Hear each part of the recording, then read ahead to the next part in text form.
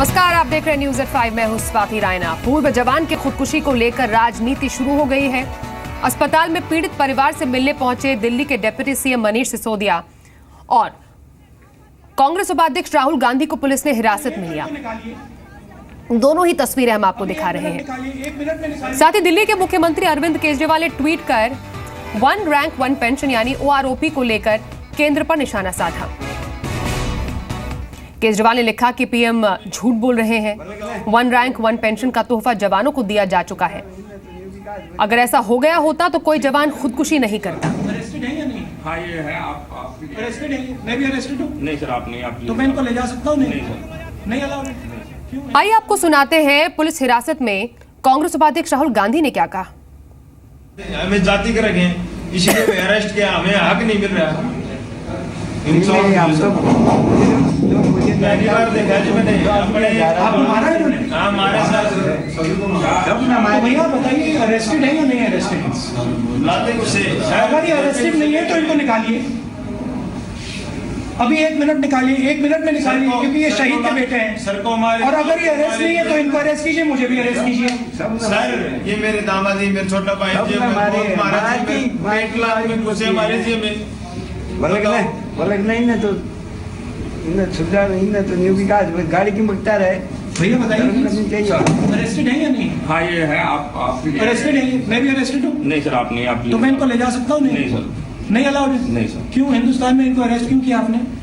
ये तो अब सीनियर ऑफिसर ही बता पाएंगे। जैसे कौन बताएंगे? नाम क्या है उनका? आप आपके लिए है कि आप बाहर वेट कीजिए। हमें भी आप बाहर निकालना सर, सर, सर। हमें भी अरेस्ट कर लीजिए। नहीं सर, हमें क्यों नहीं ऐसा करते? आदेश है। तो इनको हम बाहर नहीं ले जा सकते? नहीं सर, प्लीज।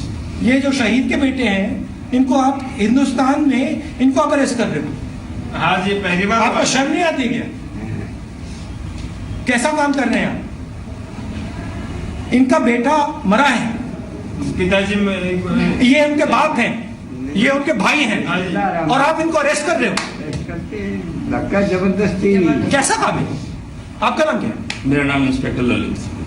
आपको क्या लगता है कि हिंदुस्तान के शहीद के परिवार को अरेस्ट किया जाना चाहिए? हेलो, अभी वेट कीजिए सर, अभी मैं बात करता हूँ।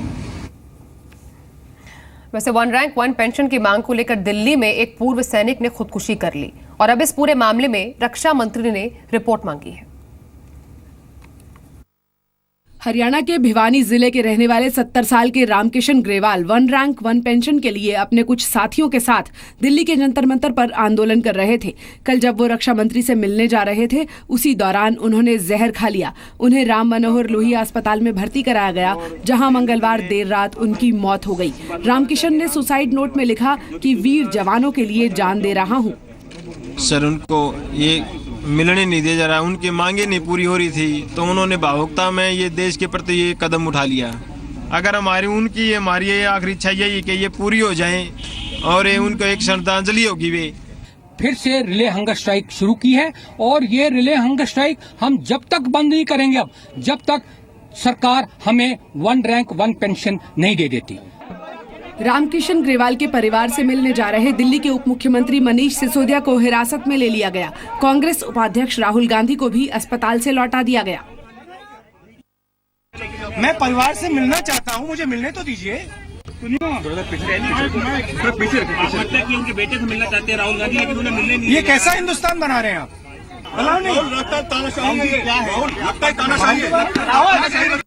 वन रैंक वन पेंशन का मतलब है कि एक ही रैंक पर किसी भी तारीख को रिटायर होने वाले सैनिक को एक जैसी पेंशन मिले। वन रैंक वन पेंशन की मांग को लेकर पूर्व सैनिक पिछले 4 दशकों से आंदोलन कर रहे थे। पीएम मोदी ने चुनाव से पहले वन रैंक वन पेंशन लागू करने का वादा किया था। 5 सितंबर 2015 को वन रैंक वन पेंशन लागू कर दी गई। पूर्व सैनिकों का कहना है कि वन रैंक वन पेंशन को लेकर उनकी मांगे पूरी तरह से नहीं मानी गई, जिसकी वजह से पूर्व सैनिक विरोध कर रहे हैं। मेरे सहयोगी आलोक प्रियदर्शी इस वक्त हमारे साथ जुड़ गए हैं। आलोक, विपक्ष का तो शायद अब ये आदत ही हो गई है कि कोई भी ऐसी कोई घटना सामने आती है, विरोध प्रदर्शन शुरू कर देना। सर्जिकल स्ट्राइक के बाद विपक्ष की तरफ से प्रोटेस्ट शुरू हुआ, भोपाल एनकाउंटर के बाद विपक्ष ने सवाल उठाए और अब पूर्व सैनिक की मौत। जहां पर इस पूरे मामले में जांच आगे बढ़ाई जानी चाहिए और सरकार इसमें मामले में जांच आगे बढ़ाएगी, वहां पर सिर्फ सियासत की जा रही है। और जिस तरीके से आज हमने देखा नेताओं का जमावड़ा लगा रहा, उसे तो यही साबित होता है। देखिए, विपक्ष का काम ही है राजनीति करना, और जो राजनीति का स्तर इतना कह सकते हैं गिर गया है कि ऐसे जब चाहे वो एनकाउंटर हो, चाहे वो किसी शहीद का मामला हो, या चाहे देश पर लड़ने वाले सेना के जवान हो, उनके साथ कुछ भी होता है तो उसके सपोर्ट में या खिलाफ में राजनीति का स्तर नीचे गिराते हुए कई सारे नेता जो हैं वो राजनीति करना शुरू कर देते हैं। हालांकि इसमें होना भी यही चाहिए था कि संवेदनशीलता दिखाते हुए जो वन रैंक वन पेंशन का मसला है, सरकार ने काफ़ी हद तक उसको एड्रेस करने की कोशिश की है, लेकिन कुछ वित्तीय कह सकते हैं कंपल्शन होते हैं सरकार के पास कि वो किस तरह से उसको लागू करे। भले ही जो मांग की जा रही थी ओआरओपी के लिए, जो जंतर मंतर पे चल रहा था स्ट्राइक, उसमें से बहुत सारे लोगों ने जो सरकार की जो घोषणा थी उससे संतुष्ट होकर चले गए, लेकिन कुछ एक ग्रुप जो था वो अभी तक जंतर मंतर पड़ा हुआ था, और उसी में से जो रामचंद्र ग्रेवाल थे। तो अब ऐसे में जो चीजें थी, उनको ये कहा जा रहा था, उनको अपनी शिकायत थी कि रक्षा मंत्री से नहीं मिलने दिया जा रहा है, जिसकी वजह से हो सकता है कि भावुकता में उन्होंने कदम उठाया, जैसा उनके बेटे भी कह रहे थे।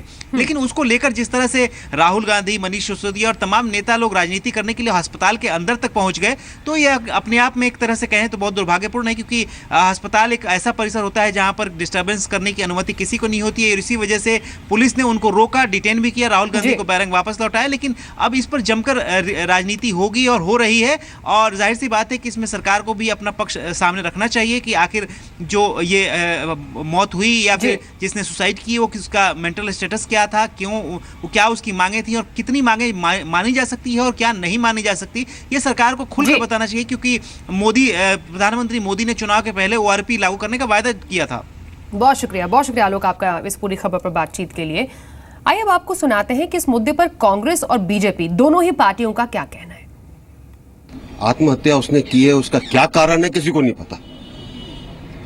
कारण ओआरओपी दिखाया जा रहा है, उसकी मानसिक स्थिति क्या थी हमको नहीं पता किसी को भी। पहले उसकी तहकीकात तो होने दीजिए।